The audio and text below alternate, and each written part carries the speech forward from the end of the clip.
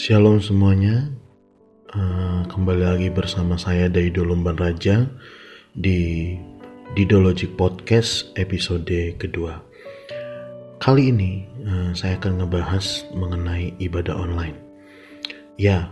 Masih di konteks pandemi COVID-19, di mana semua mungkin di seluruh dunia umat Kristiani mengadakan ibadah online karena physical distancing dan social distancing. Mungkin sudah banyak keluh kesah mengenai bagaimana penerapan atau implementasi dari ibadah online di masa-masa pandemi COVID-19 ya. Saya pribadi menyikapi gereja yang melakukan ibadah online karena secara terpaksa. Saya melihat bahwa gereja melakukan ini itu karena keterpaksaan ya, didesak oleh situasi. Saya yakin kalau pandemi ini selesai, mungkin gereja tidak akan pernah menerapkan namanya ibadah online. Karena begini, sebelum ada ibadah online, sudah banyak hamba-hamba Tuhan yang mulai menggunakan media untuk menyampaikan kebenaran firman Tuhan. Sudah banyak pelayan-pelayan Tuhan mulai menggunakan media online untuk menyampaikan puji-pujian dan penyembahan. Jadi artinya sebelum ada situasi pandemi COVID-19 ini menjadi sebuah perdebatan gitu. Boleh nggak ibadah di rumah dan mendengarkan khotbah dari YouTube? Nah, mungkin banyak hamba Tuhan bilang nggak bisa, yang penting ke gereja gitu kan, kalau di gereja lebih menikmati hadirat Tuhan.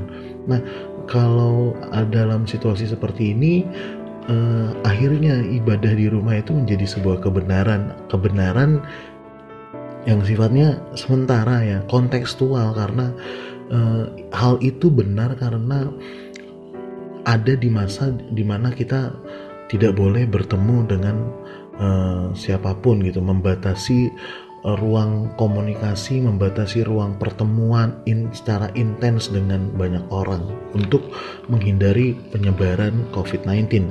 Nah, saya tidak mau berkelumit di bagian itu, tetapi ini yang mendesak saya untuk berpikir bagaimana sih sebenarnya menyikapi ibadah online ini. Ya, mungkin sebagian orang sudah mulai meneguhkan prinsipnya ya, atau sudah mulai menggodok-godok metode apa yang cocok ya agar saya bisa menikmati hadirat Tuhan, benar-benar utuh menikmati hadirat Tuhan seperti saya ibadah di gereja pada saat saya ibadah online atau ibadah di rumah. Nah, referensi dari saya adalah teks Roma pasal 11 ayat 36. Saya langsung baca saja. Sebab segala sesuatu adalah dari Dia dan oleh Dia dan kepada Dia. Bagi Dialah kemuliaan sampai selama-lamanya. Nah, teks ini ditulis oleh Paulus kepada jemaat di Roma, di mana terlihat jelas bahwa setiap kata yang ditulis pada ayat 36 ini ya, di dalam Roma 11 ayat 36 adalah sebuah bukti ya, Paulus sedang mengekspresikan kepercayaannya gitu kepada Allah. Paulus sedang mengekspresikan, membuat sebuah gambaran bagaimana dia yakin dan percaya kepada Allah yang disembah. Nah, kembali lagi ke dalam konsep ibadah, atau secara esensial ibadah itu adalah penyembahan. Ya, secara esensial ibadah itu adalah pelayanan. Nah, dalam bahasa Inggris dia disebut worship dan service. Nah, kalau ibadah yang sesungguhnya itu adalah penyembahan dan pelayanan, apa yang dilakukan Paulus ya pada saat dia mengekspresikan keyakinannya dan menyatakan ini menjadi sebuah penyembahan kepada Allah, dikatakan sebab segala sesuatu adalah dari Dia dan oleh Dia dan kepada Dia. Ini seolah-olah menjadi landasan dasar bagaimana Paulus melakukan segala sesuatunya ya, dan semua itu diarahkan kepada Tuhan. Nah, perlu kita menyadari bahwa di sini Paulus sedang menggambarkan beberapa beberapa poin tentang Tuhan dan kaitannya dengan segala sesuatu. Di dalam frasa pertama, sebab segala sesuatu adalah dari Dia. Dia sedang mengarahkan penyembahannya kepada Tuhan yang dia yakini sebagai sumber dari segala sesuatu. Lalu kalimat frasa berikutnya, dan oleh Dia. Dia sedang menggambarkan bahwa segala sesuatu yang dimana adalah sumbernya adalah Allah sendiri, Tuhan sendiri, tetapi oleh Dia itu menggambarkan bahwa ada peranan, ada tindakan, ya sebut saja bahwa ini sebuah providensia, bahwa pemeliharaan segala sesuatu itu tetap dilakukan oleh Allah sendiri. Lalu di frasa berikutnya, dan kepada Dia. Kepada Dia artinya tujuan segala sesuatu itu semua diarahkan kepada Tuhan sendiri. Saudara yang terkasih, para pendengar, saya ingin katakan bahwa bagaimana kita menyikapi ibadah online di tengah pandemi COVID-19 ini. Sikap yang menjadi rekomendasi, ya, maksud saya ini sebuah referensi apa yang dilakukan oleh Paulus itu menjadi referensi bagi kita untuk bisa kita implementasikan bagi di dalam diri kita, di dalam ketika kita melaksanakan ibadah online di tengah-tengah pandemi COVID-19 ini. Jadi artinya sikap yang Paulus nyatakan di sini di dalam teks ini merupakan rujukan yang sangat baik ya untuk kita terapkan pada saat kita ibadah online. Artinya begini, pada saat kita ibadah online, ya, ketika kita mengarahkan penyembahan kita kepada Tuhan, bahwa bagaimanapun kondisi, bagaimanapun situasi, bagaimanapun keadaan, online pun, streaming pun, ya, itu tidak mempengaruhi fokus kita untuk menyatakan bahwa Allah itu sumber dari segala sesuatu, bahwa Allah itu pemelihara dari segala sesuatu, bahwa Allah itu menjadi tujuan dari segala sesuatu. Artinya sikap hati yang kita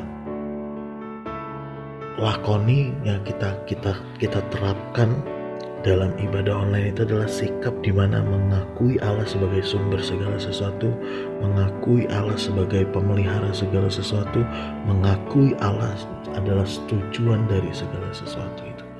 Jadi apapun yang kita lakukan, ya, jelas tujuannya adalah Allah. Apapun yang kita lakukan, jelas sumbernya dari Allah. Termasuk ibadah online, ya. Segala sesuatu dan pemelihara, Dia adalah pemelihara dari segala sesuatu.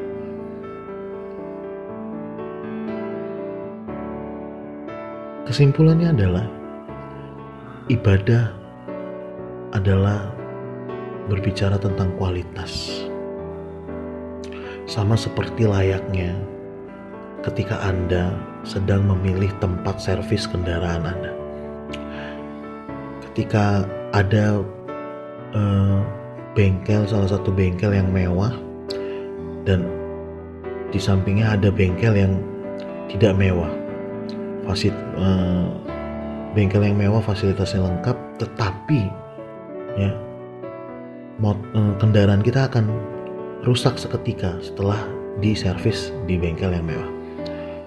Dan bengkel yang tidak mewah, setiap kendaraan yang servis di bengkel ini, ya, tidak memiliki kendala apa-apa gitu, bahkan bertahan lama.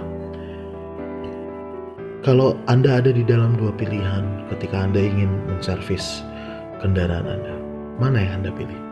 Yang Anda pilih adalah bahwa Anda pasti memilih yang kualitasnya bagus, bukan yang nampaknya bagus. Nah, saudara bisa ambil kesimpulan. ibadah online tidak menjadi hambatan untuk mengurangi kualitas kita dalam menyembah Tuhan.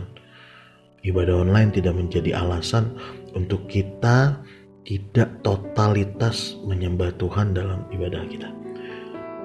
Sekian dari saya, Tuhan memberkati, dan silakan mendengar lagu ini.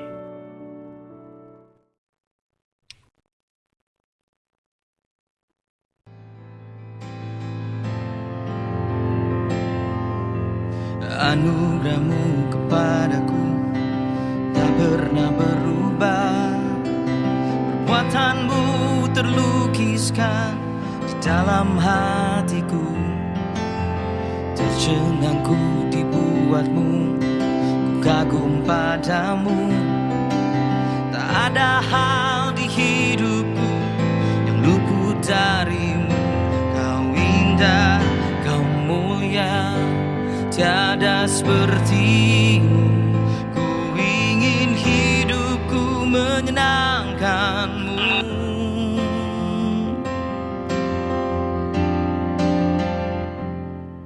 Ya, terima kasih sudah mendengarkan, dan Tuhan memberkati kita semua. Amin. Bintang pun bersinar oleh ucapanmu. Engkau pun mengasihiku, penulis hidupku. Henti segenap nafasku, menyembahmu selalu. Ku puji, ku sembah, tiada sepertimu. Ku ingin hidupku menyenangkanmu.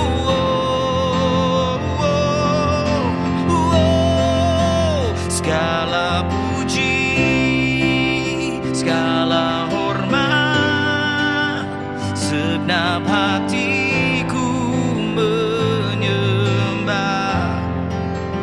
Terimalah segenap hidupku sebagai persembahan yang hidup. Bukan kehendakku,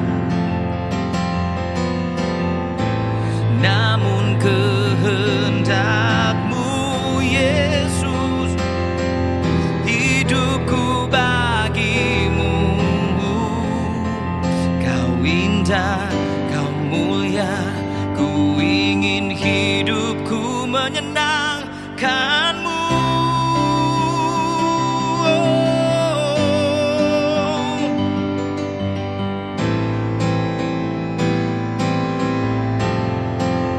Segala puji, segala hormat, segenap hatiku menyembah.